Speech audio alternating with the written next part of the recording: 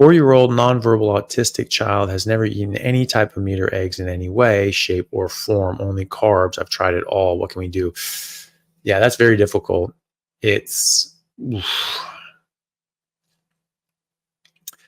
well, a big part of this is trying to be ketogenic.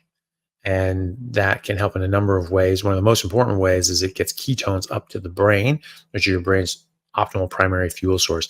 And I have a suspicion and hypothesis that children, adults with autism really do require ketones for their brain far more than other people. And I think that's going to be something that's a major factor in this, because we see kids who are nonverbal autistics who then go off carbs, and all of a sudden they start speaking. And whenever they eat carbs and go out of ketosis, they're nonverbal until they're back into deep ketosis. So I think that's going to be, a major thing. I mean, after months, you're going to get better and better mitochondria, which makes the brain work better, which makes the neurons work better and make them develop better, which is going to be a very, very big factor in their future development as well. But but then they eat carbohydrates and they're out of ketosis, and their brains aren't running on ketones, and they do much worse. So I think we're going to find that kids with autism it's much more important for them to have ketones available to their brain. One thing is you can give them exogenous ketones, see how that goes. Sometimes they have, they're all going to have like artificial sweeteners and things like that, because they taste pretty vile without those sweeteners. But it might be an interesting experiment to see about, getting them just some of these ketones, exogenous ketones, have them drink it, and sort of like sometimes they have like a fruit punch flavor or something like that. And yes, they will have erythritol, which I don't think is good, but it might be worth it as an experiment to see like what happens when he gets more ketones in his body, and see how you go. So the biggest thing is getting away from carbs, getting away from sugar. You can do this quickly, you can do it slowly, you can just sort of start weaning off things. Oh, hey, sorry, kiddo, we don't have that right now. We don't have your favorite thing, but we have this other thing. And when we go to the store, we'll get that, next time, and just don't do it, or you can sort of wean this off and just a little bit extra, a little bit more. If it's really difficult, because you don't want to you need to feed your kid, but a period of fasting will put them into ketosis, but you gotta be really careful with that when you're talking about kids, because you don't want to starve your kid, right? But if you get them into a period of ketosis, they're going to start, getting more ketones, and it's going to get their brain more active, and they're going to be more responsive, and you're going to be able to talk to them more and talk to them about things more. You can try sort of mixing things in, maybe making eggs and meat in ways that you could slip in, maybe like, I don't know,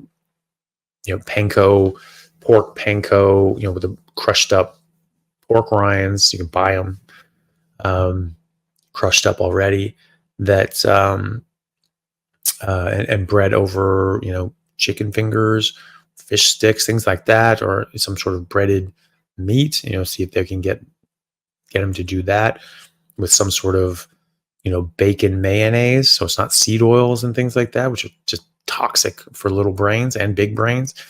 And see if they'll eat that stuff. If it looks like there's crunchy carbs on the outside, it's actually pork rinds. See if they'll eat that, and some sauce, mayonnaise, bacon mayonnaise on that. Maybe you'll be able to do that.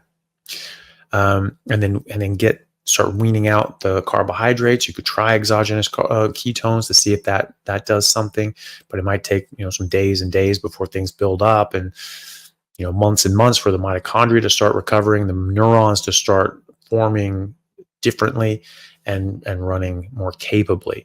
But that's what I would try. It's very difficult. It's obviously it'd be a lot nicer if you could just start at the beginning and just never have given them that stuff in the first place. But we are where we are, And so those are some of the things that you can try, and try dressing up the eggs in ways that he'll eat, or the eggs and meat in ways that he might eat. Bacon mayo, it's really easy. You just take some bacon grease that's just barely melted. You add one cup of bacon grease with 1 egg. Put it in there. Bit of salt if you want, maybe a bit of lime juice or vinegar or something like that. You don't have to. Stick blender, got a whole jar of mayonnaise. It'll last you, a week or two. Very easy, very quick and easy. Tastes amazing. And you can do that with butter. Melt a bit of butter, do the same thing. And then grass-fed butter, all good things. So that's what I would try, and hopefully you can find something that he likes, and you can sort of wean out all the other things. Get him ketogenic. That's the big one. Getting him ketogenic and getting meat in there, because there are certainly a proportion of people that have autism because their neurons don't develop properly, because they have a lack of carnitine. Because we say, oh, you don't need carnitine, you make carnitine.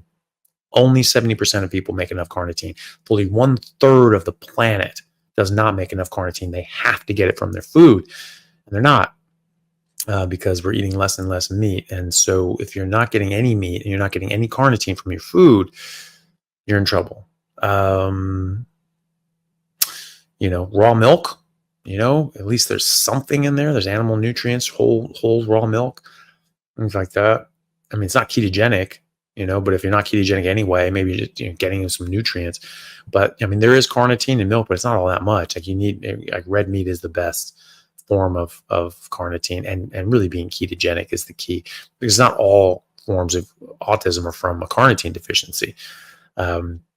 But it does seem that there's a lot of them is just from mitochondrial dysfunction, and low carnitine causes mitochondrial dysfunction, but also carbohydrates cause mitochondrial dysfunction, and fructose specifically causes mitochondrial dysfunction.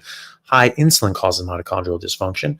And so all of these things work together to be bad news for someone who is much more sensitive to these things and needs help. And that manifests as autism, unfortunately. So those are some things that you can try. Sometimes it takes a bit of tough love to sort of move things in the right direction. He's 4, he'll forgive a lot at 4. And so, it's tough though. It's very, very tough. And so I definitely feel for your situation. But, just do the best you can. Really try to get him ketogenic, and start introducing things in ways that he can eat them. Hey guys, just want to take a second to thank our sponsor, Carnivore Bar. I don't promote many products because honestly, all you need to be healthy is to just eat meat. For those times that you're out hiking, road tripping, or stuck at work and you want a nutritious snack that is just meat, fat, and salt if you want it, the Carnivore Bar is a great option.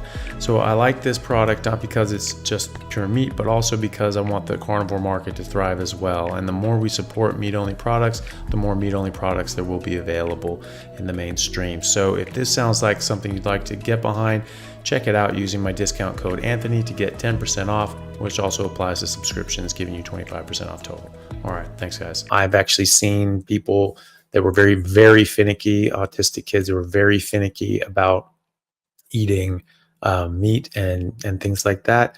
And apparently carnivore bars, they actually liked. You used to say, hey, this is a meal bar. You want this bar? It's like, oh yeah, sure. They think of that as a bar of like some candy bar or granola bar, something like that. They're like, oh yeah, I like those things. They associate that with something they like.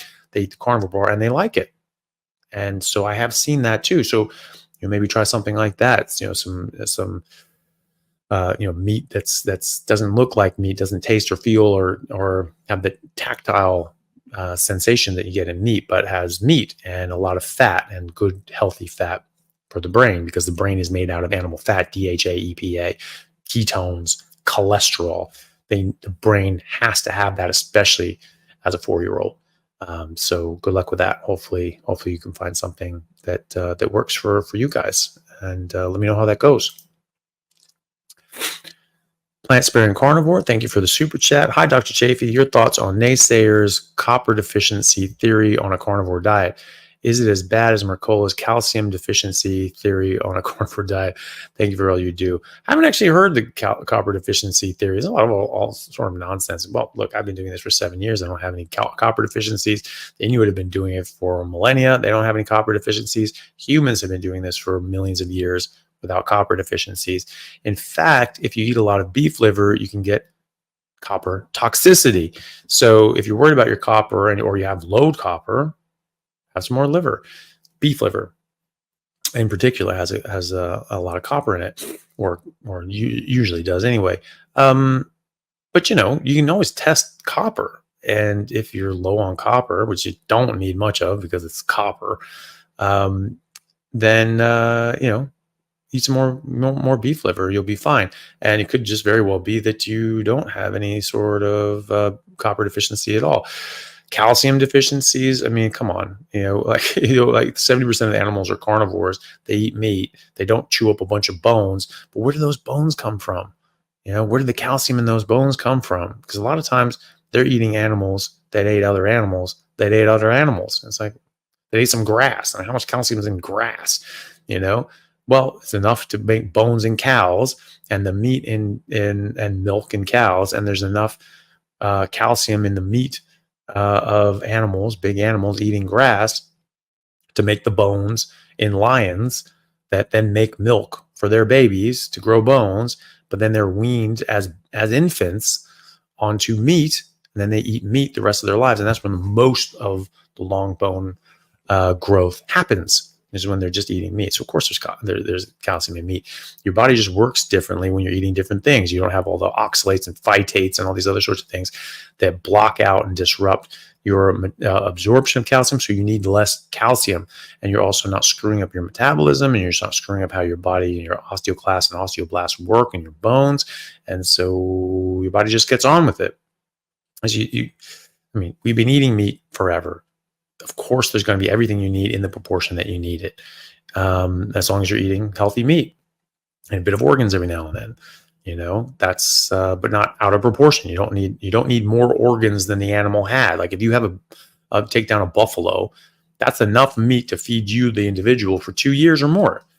It's got one liver, it's got 2 kidneys, 1 heart, right? So eat that in proportion. You don't need all that much of it. Now, if you're eating grain finished factory farm stuff, they're not eating what they're supposed to eat, they're going to be less nutritious. Liver's probably a good idea if you're not getting everything you need, but most people do perfectly fine with just Safeway grain finished beef, and they're certainly doing a lot better than they did. And you see there, because it's much more nutrient dense, and so they improve. But if you want to get optimal, perfect, best you can be, throw in some organs, or get just grass fed and finished, everything like that. So that's what you do. Copper deficiency, where's the evidence for that? That's what I'd like to know. Where is the evidence showing that people on carnivore have rampant copper deficiencies or calcium deficiencies? Where is that? Where's the publication showing that we tested 10,000 people on a carnivore diet for over 5 years, and they all had, 98% had copper deficiency, or 60% had copper deficiency, or whatever? I haven't seen that study, haven't heard of it being done. And trust me, you'd hear about it, because there's so many people talking trash about the carnivore diet now that if anything like that came out, it would just be plastered over every vegan channel and every mainstream media. Oh my God, look at this, they're all deficient. No, we're not. And neither are the Inuit or the Maasai or anybody else like that. So yeah, those are my thoughts. Brett Alexander, thank you for the super chat. I'm not seeing a question, but maybe there's one somewhere down the road, but thank you very much, Brett. Herd Bull, thank you for the super chat. Hello, sir. What about wild game if fat is added, wild caught fish? Thank you very much from Oregon. Yeah. Oh, I mean, wild caught is absolutely the way to go if you can. It can have lower fat, but it typically has good subcutaneous fat and visceral fat. They'll have like mentum and the mesentery, and they'll have a lot of fat in and around the organs as well. You just need to harvest that, and you need to take advantage of that as well. The mesentery, which is the blood vessels that supply the intestines, those are very, very, very rich in fat. They're just completely covered in fat. And the omentum is almost entirely fat. And there's a lot of fat around the organs and kidneys and all that sort of stuff as well. So, just make sure you take advantage of those parts of the animal. You look at Native Americans when they would go hunting. This is something I learned as a kid. That they would skin the animal, dress the animal, take the parts that they wanted, and they'd cut off the hind quarters and they'd hang those up as like an offering and a thank you to the spirits and and nature and the animal, and they would leave that as an offering. And so, that's very good, but also you gotta think about this from a practical point of view. This is one person or maybe a couple people that took down like a, 600-pound stag, and they got to carry that thing back. And it may be, 20 miles that they're going on foot because they didn't have horses until Europeans came to North America. And so, or any draft animals or anything like that. So I probably could have domesticated the buffalo. They didn't. That would have been kind of interesting, riding around on bison, things like that. They cut off the hind quarters. So now they just the forequarters and some of the choicer organs that they're trucking back. So they're lightening the load and they're just going for the fattier cuts. The hind quarters are typically the leanest, and they would leave them. And that's typically what they would do. They used every scrap of the animal, well, except for the hindquarters, because there wasn't all that much fat in it. But yeah, they would typically use almost everything, and so do we. We use everything. I mean, because those are materials, they cost money, so they're valuable. So we use everything as well. Hey everyone, really happy to announce a new sponsor for the show and for everybody down in Australia, Stockman Steaks, who are delivering high quality grass-fed and finished pasture-raised beef and other meats, flash frozen and vacuum sealed to your door, something that I've been enjoying a lot of myself recently as well. They also have a great range of specialty items such as high-fat keto mince and carnivore beef and organs mince with liver, kidneys, and beef heart as well. So use code Chaffee today for a free order of beef mince or another specialty gift along with your order at stockmansteaks.com.au, and I'll see you over there. Thanks, guys. Wild caught fish are great. If you add grass-fed butter to that, even better. And just try to get as much of the fat of the wild game. Wild game, you just got to think about parasites. And so because they're going to have much more parasites in them, so I wouldn't really eat them medium rare. You want them more well done, and just to kill the parasites. You want to heat them enough that it kills the parasites, and that's pretty much it. But yeah, wild game, very, very healthy stuff because they're eating what they're supposed to eat, and so they're going to have really, really good supply of nutrients. So yeah, that's a very good option. Jules Anderson, thank you very much for the very generous super chat. It's very kind of you. Hi, Dr. C, 58-year-old female, longtime carnivore, only Aussie lamb beef and water. No issues, but swollen big toe joint comes and goes in the past 3 months. Does eat fatty meat include the juices produced during cooking? I pour a lot over my steak and eat it. Is that okay? Yeah, that's fantastic. That's those juices are great. That's a lot of myoglobin, a lot of iron, and other vitamins. And in fact, the juices from the roast are really good first food for babies. When you're sort of just like a spoonful of that, and you sort of well, that's really good, and they want more of that because there's all really, really good nutrients in there, a lot of good iron and other sorts of things as well. And just getting them a taste for real food, and they really like that. You see that.